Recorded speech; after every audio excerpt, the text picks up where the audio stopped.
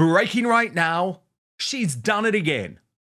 Desperate to try and distract from Prince Harry's despicable interview and the fact that Prince William has responded to that interview by saying over my dead body in terms of reconciliation, here is the new picture of Prince Archie in his pyjamas, a highly personal shot. Oh, but of course we're not allowed to see his face, to celebrate his 6th birthday, a 6th birthday that Prince Harry will not even be there for, given he's decided to jet off to Las Vegas, which I think says something about his parenting priorities. Meghan posted on Instagram, our son, S-O-N, our son, S-U-N. Happy 6th birthday to Archie. Thank you for all of the love and warm wishes, our sweet boy. He's 6. Where did the time go?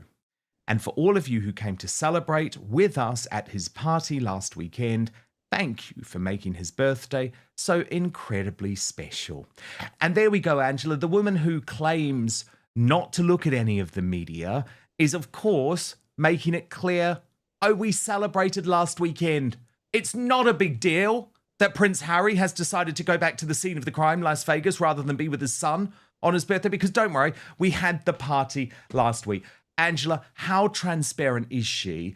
And how wrong is it that yet again, she is using her child, who she claims to want to protect from social media, on social media to escape from the furore over Harry's disastrous BBC interview? Well, I find it very odd to think that they did it last week when Harry was in such a mess. I mean, this is a celebration, isn't it? Your son is 6. It's fantastic. And yet, he must have been beside himself, not knowing what he's saying, not what he's doing, anything. I mean, that seems very, very strange to me that would be the time you would do it, or Harry wouldn't respond to that and behave in a happy way. Secondly, I think putting him in pajamas at 6 is not very appealing and completely unnecessary because he's not in his bedroom. He's out looking at the sun and he looks a bit sort of Jesus-like, with the sun around him, as if he's extremely special, and aren't we all lucky that he's in this world? Well, certainly, very pleased. Thank you very much. But it's not the right way to have him in his pajamas there because he looks ridiculous at 6. Why isn't he dressed properly? But also, Angela, it goes totally against everything they say about wanting to protect children from social media. Prince Harry claims to be living in constant fear for his safety. But get this. He allowed a random Deliveroo driver to walk right up to his private residence without vetting them. That's right. The same guy who insists he needs top-tier protection is now opening the door to complete strangers. Does that sound like someone truly worried about their safety, or just someone trying to play the victim for a cash grab? Ken Wolfe, a former protection officer, is calling it like it is: reckless, dangerous, and completely hypocritical. So she is a total hypocrite, and Harry is clearly completely unhappy, but knows he just has to go along with this rubbish. Well, when he was asked about this just a few weeks ago, he said, no, it's fine if Meghan does it. It's different if she uses social media. It's really funny. It's the same as with planes, isn't it? The hypocrisy is beyond measure. And so they asked him again about the children, and he said, well, she's not a child, and they're too young to notice anything about it. But actually, I think if you have a child who's 6, they're going to know a lot about social message because they watch that. He watches mother, because if she wants him there, and he sees what she's doing, and he'll want to do the same thing. So how can you say that that's right? I mean, they are terrible liars, and they don't actually follow the line that they're taking. They never do. They start like that, and then it's all gone, and they expect you to wipe it from your brain and to see something clear. But she shouldn't keep on trying to make something else that's very important and serious nothing, because her son is more important, if it is indeed her son. And I just think that she's not sharing anything in the world, is she? She's making all the decisions herself, and every single one comes to nothing because she's got such a peculiar way of wanting to live. Well, Makes and no Angela, sense. what she's doing is she's turning the children into business tools. Now, as we Yes. just saw, we have seen their faces before. So why all of a sudden, now that they are on social media all of the time, are you not showing their faces? And also, as you say, we can see the photoshopping. We can see the fact that the heights keep changing. We can see the fact that the hair goes from one color to another. So at the very least, Angela, I think we can say that these are photos which are highly manipulated and very dishonest. But the point is, there's just a huge hypocrisy around the whole thing. And Yeah. really, Angela, sorry, you come in. No, absolutely. I think they can't be straightforward with anything that happens. There's a lie there, there's a hypocrisy there.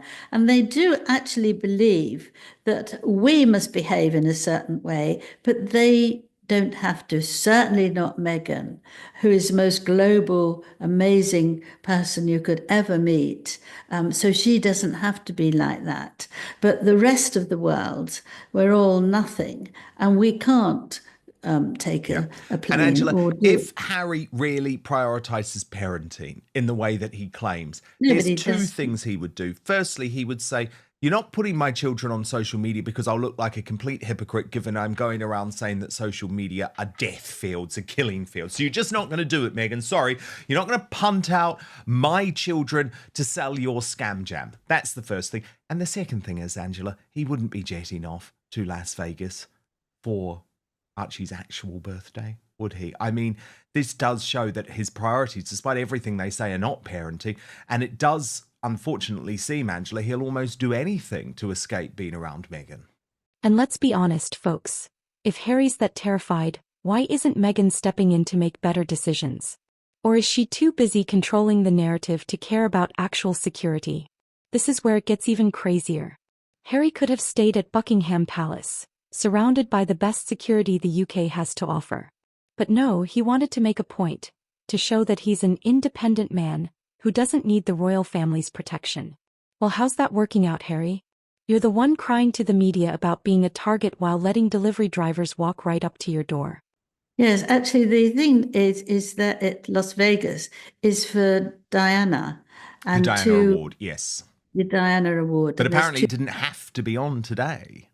No, he was offered if he wanted to go on the 4th or the 8th because it was his son's birthday on the 6th. And he didn't want to change it. So, I mean, this is more examples of he doesn't know where he is, what he's doing, or what's important to him. He's just a terrible, terrible mess. Well, he is, Angela. And I want to show you this juxtaposition that Paula M put together. And I think she's making a very good point, because we'll come to Meghan's new podcast, Confessions of a Female Founder, in a moment. And of course, Angela, everything with Meghan at the moment is my life is wonderful. I'm in the best position I've ever been in.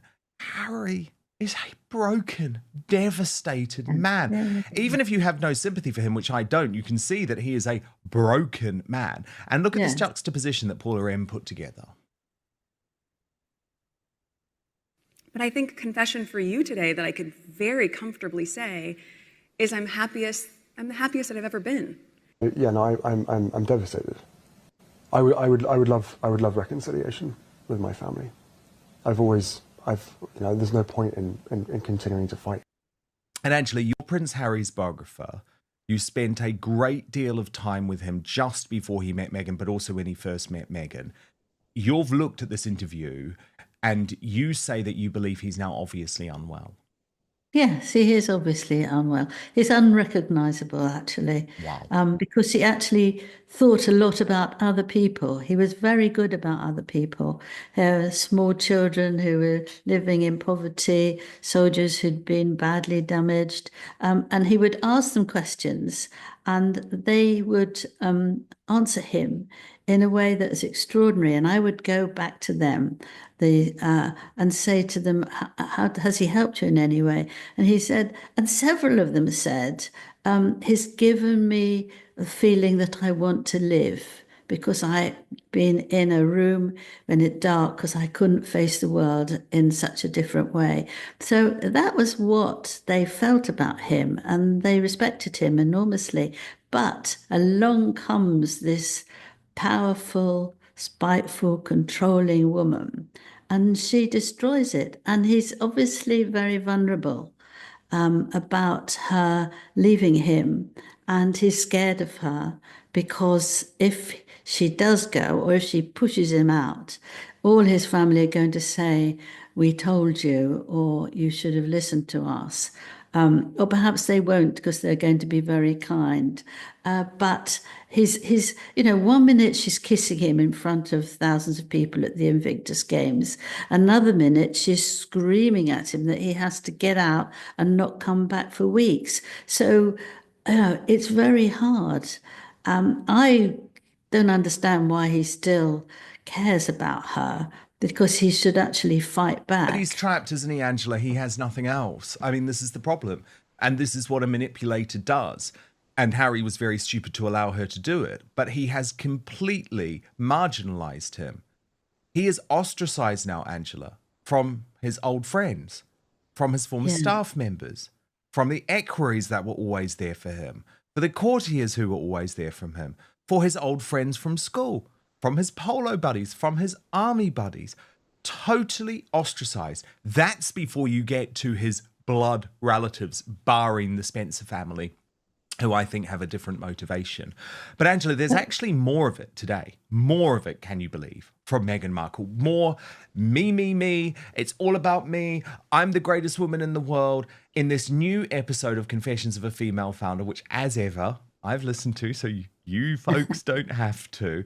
And this is with a woman called Hannah Mendoza. Very interesting woman. Now, she is British, but she left the UK. Does this sound familiar, Angela? She left the UK because everyone here is just so awful and really, emotionally buttoned up. And she wanted to get to California to be with her people. And she launched this brand called Clever Blends. And there's some pictures actually that has been posted on the Clever Blends website of Meghan with the products and of Meghan with Hannah Mendoza and also of Oprah really pushing these projects. But what we didn't know is how Meghan actually ended up becoming involved with Clever Blends.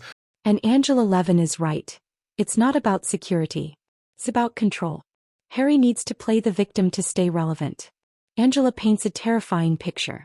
Imagine if that delivery driver wasn't just carrying food. Imagine if they were carrying something far more sinister. This isn't just a security lapse. It's a reckless, dangerous, and downright stupid move for someone claiming to be at such high risk. And you know what really grinds my gears? Meghan Markle, the supposed mastermind behind Harry's every move. We've seen it time and time again. Meghan controls the narrative and Harry parrots her talking points. But when it comes to real security concerns, where is she? Why is she letting Harry make these reckless, dangerous decisions? Or is she too busy plotting her next PR move to care? Funny, isn't it? Well, in this episode of Confessions of a Female Founder, which, by the way, is meant to be Hannah Mendoza telling her story of how she launched the bizarre business, because, by the way, Clever Blends, no chance. Clever Blends is like some sort of turmeric, it sounds really gross. It's something they drink in California, like some type of, weird health drink. But of course, actually, Angela, Meghan makes it all about herself. And Hannah Mendoza just has to sit there and go along with it because Meghan's the one who's putting up the money. So the podcast kicks off, Angela, with Meghan boasting about Netflix and boasting about As Ever. Listen to this. Business doesn't work unless people believe in you. Your team, your investors, your customers. So much of entrepreneurship is convincing people that your vision is worth their time and their money. And when I think about big milestones for my own business, with As Ever, I mean, Netflix coming on as my business partner, huge. Just having a global powerhouse that believed in me, and the site selling out in the first 45 minutes of launch, every single piece that we had been working on, that told me that customers, people believed in me and this vision. That's all you really want as a founder. That becomes your proof point that those late nights and the midnight musings are worth it. Yes. So, Angela, I thought this was meant to be a podcast about Hannah Mendoza, but as you can tell, it's all about Meghan. Yes. She can't actually let anybody else say, but I know what they were very pleased. Meghan was very pleased about that this woman also had postpartum preeclampsia. And Meghan was very happy that they could talk about that. God help them. I mean, this is this awful thing that you can get after you've had a baby, and it's not very pleasant at all. But, she takes the stories to everybody again and again and again. And each time they're slightly different because it's all about her, and she forgets actually exactly what happened in reality. So she has to sort of change it a bit. But it's just, it's boring beyond anything you can think of, isn't it? But then, Angela, the reason I set that up was because Mean Girl Meghan comes back, because Meghan's a real bully, right? And we know Meghan is a real bully. She's always been a real bully, but she's especially a real bully with the people who she works with. And there's this moment where she's talking to Hannah Mendoza and shames Hannah Mendoza. And we know what she's doing. I mean, look, I'll let everyone be the judge. You can listen for yourself. But she shames Hannah Mendoza for having worn Birkenstocks to this interview, to this first meeting. And Hannah Mendoza clearly feels very uncomfortable about it. And Meghan is really enjoying that discomfort. It just proves that she's always a mean girl. Listen to this. And I remember when you came to the house, we were sitting outside, and I just remember you kept shifting your feet in and out of your Birkenstocks. And I thought, oh my gosh, is this my first investment? And you weren't really pitching me. I didn't know how to pitch. No, but also I wasn't asking for a pitch. I came to you. Do you remember I said to you, I was watching a lot of Shark Tank at the time. And I said, this is not Shark Tank. Think of this as Dolphin Tank. Yes. These are very friendly. These are very friendly waters. It's all going to be good. I just have to say, you reminded me of the Birkenstock moment. And my first thought was, what on earth was I thinking? I think I wore Birkenstocks and a linen jumpsuit. A linen jumpsuit in the morning and being like, well, this is the least wrinkled thing that I have. This is going to be very impressive. So you basically saw through the fact that I came to our first meeting practically barefoot and still believed that I could run a successful company. By the way, I wear Birks at home. I think it's a really smart choice. There was no shame in your game. I was just struck by the fact that you were so comfortable in who you were. And yet at the same time, this was new for both of us. Mm-hmm. It was so new. Mm-hmm. Meghan loves to play the protective mother and wife, but when it comes to real-life security, she's nowhere to be found. Instead, she's letting Harry open doors to random delivery drivers while claiming they're in mortal danger. Make it make sense, people.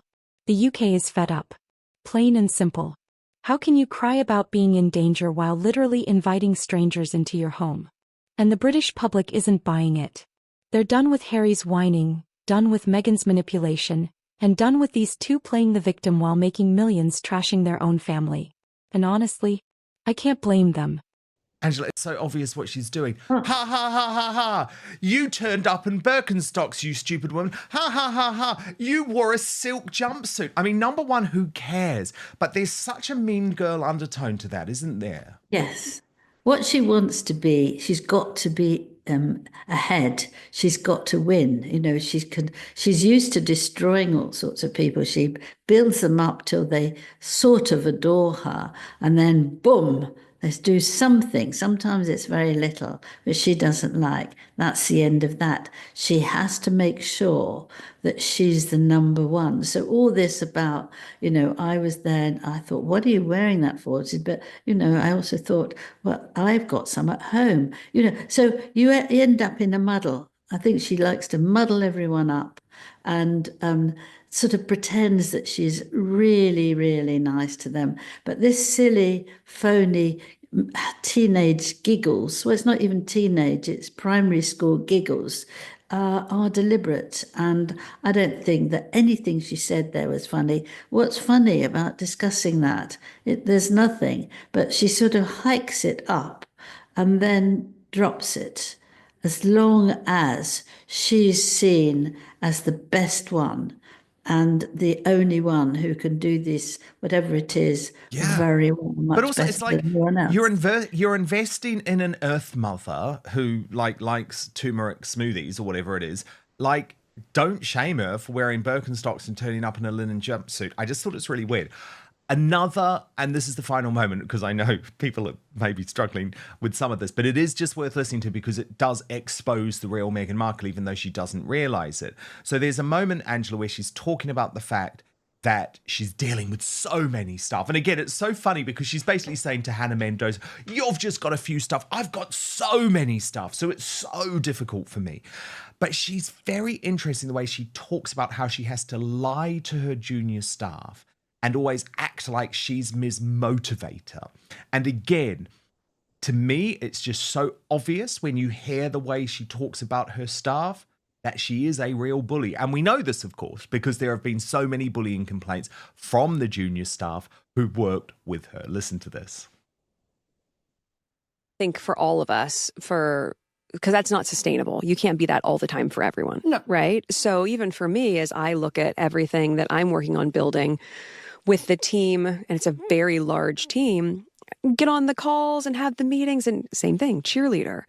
But I had a moment last week where I thought, oh my gosh, who can I ladder up to?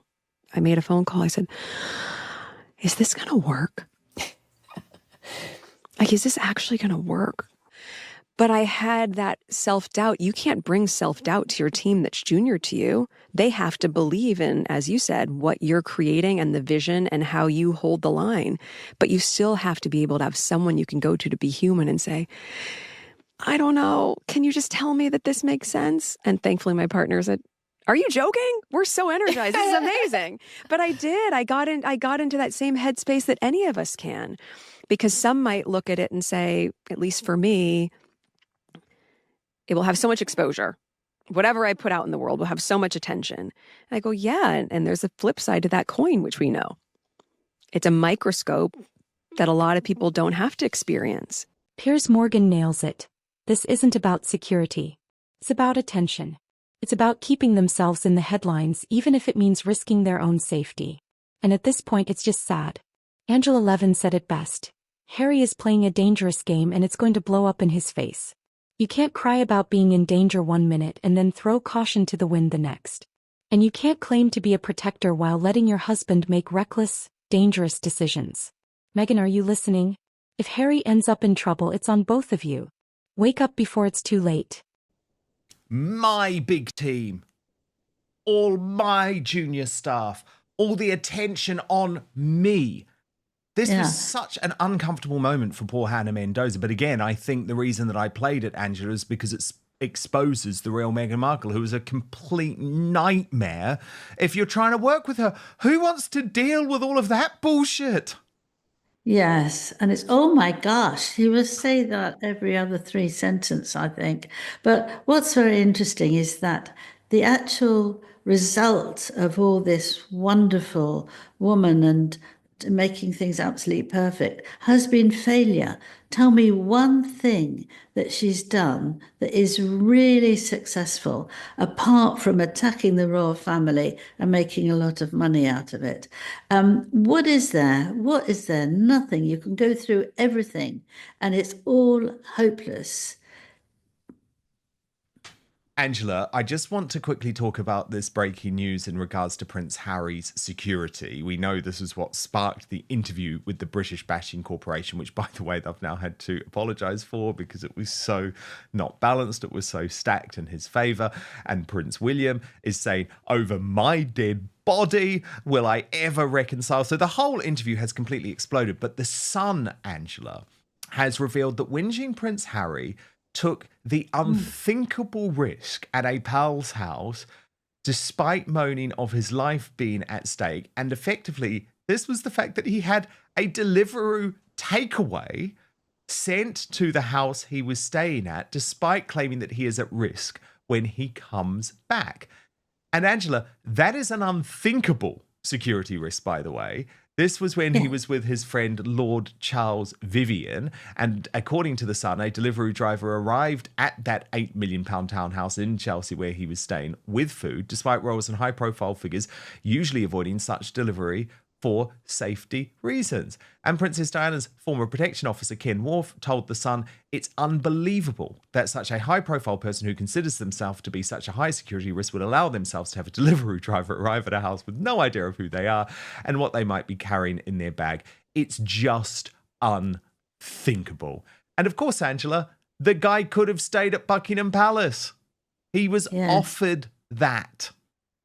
No, he doesn't want to do that because he claims that there's not enough people there looking to look after him. But actually, of course, it's got the best people there in the country, no doubt. But I think he needs to whine and to go on whining. And this is very dangerous, though. I mean, if you open the door to anybody who bringing something that you don't know who it is, it's very easy for them to say, you know, knock at the door, I've got your food or whatever it is, and you open it up for him, and they push you through the house or through, and they've got you. And there's a lot of people who are not English who do this and might actually hate Harry. I mean, a silly, stupid, naive thing to do, isn't it? Oh, very much, Angela. But he always knows best. And let's be honest, the security case isn't about security. It's about having a purpose. And it's very deeply sad to see what he has become. But he was warned time and again. And that is why I stress I have zero sympathy for the predicament he is in. And there you have it. No sympathy, no patience, and no more free passes. Harry and Meghan are on a collision course. And it's only a matter of time before reality hits them both like a freight train. All right, folks, that's the full breakdown of Harry's latest security blunder and Meghan's ongoing manipulation. If you think Harry's putting himself in danger to stay in the headlines, hit that like button, subscribe for more no BS commentary, and drop a comment below. Is Meghan behind Harry's reckless behavior, or is he just a lost cause? Let me know what you think.